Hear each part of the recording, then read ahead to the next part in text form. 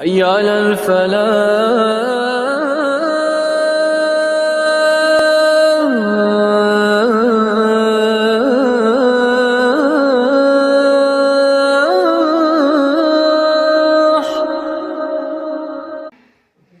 فأعوذ بالله من الشيطان الرجيم.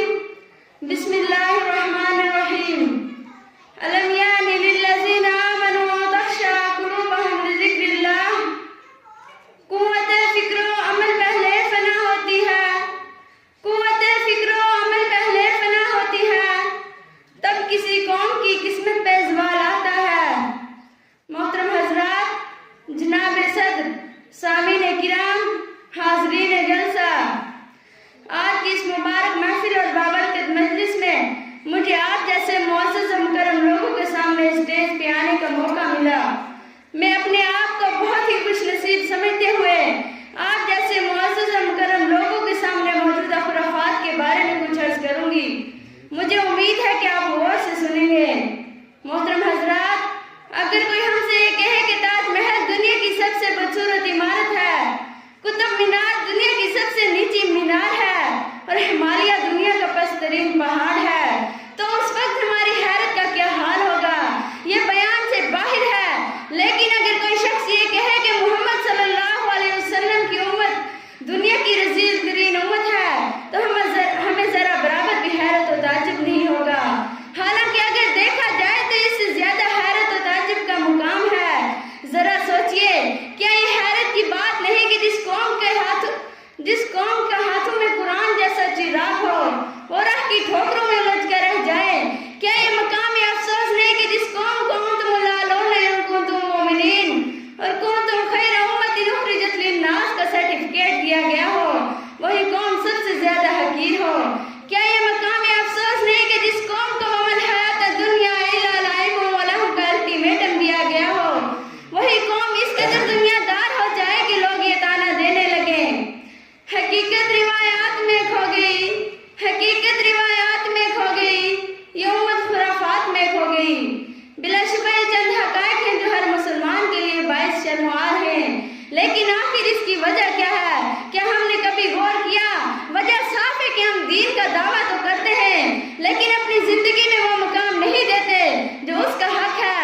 ہم دین کے مطابق خود کو ڈھالنے کی کوشش نہیں کرتے بلکہ دین کو اپنی خواہشات کی تابع بنانا چاہتے ہیں. ہم چاہتے ہیں کہ ہم مسلمان بھی رہیں اور تہذیب عیسائیت بھی ہم سے نمایاں ہو. ہمارا یہ خیال ہے کہ لوگ ہمیں خیر امت بھی کہیں اور ہندو رسم و رواج بھی ہماری زندگی کا حصہ ہو. ہم یہ سوچتے ہیں کہ لوگ ہمیں توحید کے لمبردار بھی کہیں اور مزاروں کی چوکھٹیں بھی ہمارے سجدوں سے سجی رہیں. گویا ہمارا یہ نظریہ کہ ہم بائک وقت ہندو، عیسائی اور یہودی بھی رہیں اور لوگ ہمیں پکا سچا مومن بھی کہیں.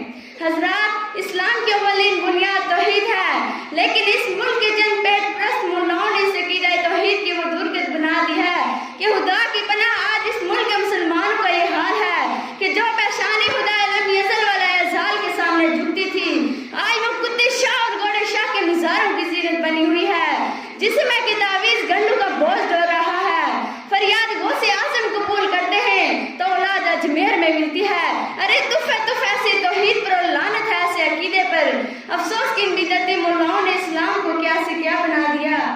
وہ دین جس سے توحید پھیلی جہاں میں، وہ دین جس سے توحید پھیلی جہاں میں، ہوا جلوہ گر حق زمین و زماں میں، رہا کفر باقی نہ وہم و گماں میں، رہا کفر باقی نہ وہم و گماں میں، وہ بدلا گیا کہ ہندوستان میں. اور صرف یہی نہیں بلکہ ان پیٹ پجاری ملاؤں نے عشق رسول کی آڑ میں وہ خرافات کیے ہیں کہ اگر اس کو بیان کیا جائے تو کلیجہ منہ کو آنے لگتا ہے اور زبان اس کی ادائیگی سے انکار کرتی ہے. افسوس کہ ان کا عقیدہ اس قدر سڑ چکا ہے کہ ان کو یہ کہنے میں بھی شرم نہیں آتی. وہی جو مستوی عرش تھا خدا ہو کر، وہی جو مستوی عرش تھا خدا ہو کر اتر پڑا ہے مدینے میں مصطفیٰ ہو کر. محترم حضرات، ذرا آگے چلیے.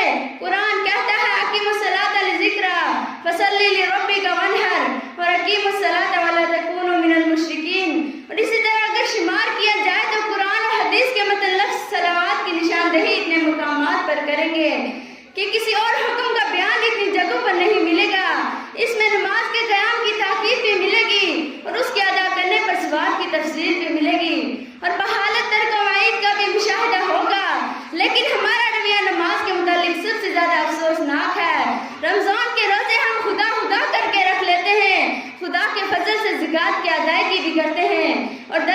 حساب سے حج بھی کر لیتے ہیں، لیکن نماز نہ جانے ہمیں سے اتنی چیڑ کیوں ہے۔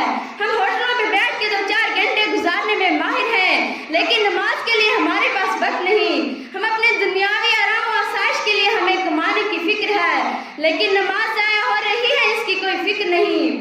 محترم حضرات، ذرا آگے چلیے، اس امت کی خرافات کی داستان یہی ختم نہیں ہو جاتی، بلکہ جس روح سے بھی دیکھیں گے یہ خرافاتوں کا مجموعہ نظر آئے گا۔ قرآن کہتا ہے قُل لِّلْمُؤْمِنِينَ يَغُضُّوا مِنْ أَبْصَارِهِمْ وَيَحْفَظُوا فُرُوجَهُمْ، کیا نبی مومنوں سے کہہ دیجئے کہ اپنی نگاہیں نیچے رکھیں اور اپنی عزت کی حفاظت کریں، لیکن آج ہماری آنکھ کی کوئی چیز سب سے زیادہ پسند ہے تو وہ ٹی وی کی اسکرین ہے۔ تھیٹر اور سینما ہال ہمارے دم سے آباد ہیں، شراب خانوں کی رونق ہمارا دین ہے اور فحاشی کا کاروبار ہماری وجہ سے گرم ہے۔ مزید سنیں، قرآن کہتا ہے قُل لِّلْمُؤْمِنَاتِ يَغْضُضْنَ مِنْ أَبْصَارِهِنَّ وَيَحْفَظْنَ فُرُوجَهُنَّ، کیا نبی مسلمان عورتوں سے کہہ دیجئے کہ اپنی نگاہیں نیچے رکھیں اور اپنی عزت کی حفاظت کریں۔ ایک دوسری جگہ ارشاد فرمایا کہ زمانہ جہالیت کی طرح اٹھلا کر نہ چلیں، یہی وہ حکم ہے جو 1400 سال پہلے حضرت عائشہ اور حضرت فاطمہ کو دیا گیا تھا، اور بلا کسی تبدیلی کے ہماری مائیں اور بہنیں اس میں مکلف تھیں، لیکن کیا پردے کا اہتمام آج بھی وہی ہے جو پہلے تھا؟ یقیناً ایسا نہیں ہے۔ ایک وہ تھی کہ ضرورت ہونے پر بھی گھر سے بادلیں ناخواستہ نکلتی تھی، اور ایک یہ ہے کہ گھر سے نکلنے کے لیے ضرورت پیدا کرتی ہے۔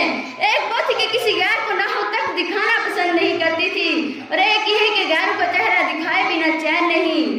ایک وہ تھی کہ عام چال چلنے سے بھی جھجکتی تھی، اور ایک یہ ہے کہ اس طرح پہلو بدل کر ناز سے چلتی ہے کہ ہرنی کو بھی شرم آ جاتی ہے۔ شاعر نے کیا خوب کہا ہے، یہی بے پاک دوشیزہ جو اٹھلا کے چلتی ہیں، یہی بے پاک دوشیزہ جو اٹھلا کے چلتی ہیں، بہت معصوم تھی کل تک، بہت نادان تھی کل تک، نہ ہونٹوں پہ لپسٹک تھی نہ رخساروں پہ غازہ تھا، نہ ہونٹوں پہ لپسٹک تھی نہ رخساروں پہ غازہ تھا، بھلا کیا زندگی تھی اس کا ہر انداز سادہ تھا۔ آخر میں اللہ تعالیٰ سے دعا ہے کہ اللہ تعالیٰ ہمیں ان تمام خرافات سے پاک کر دے۔ آمین۔ وآخر دعوانا الحمدللہ رب العالمین۔ السلام علیکم۔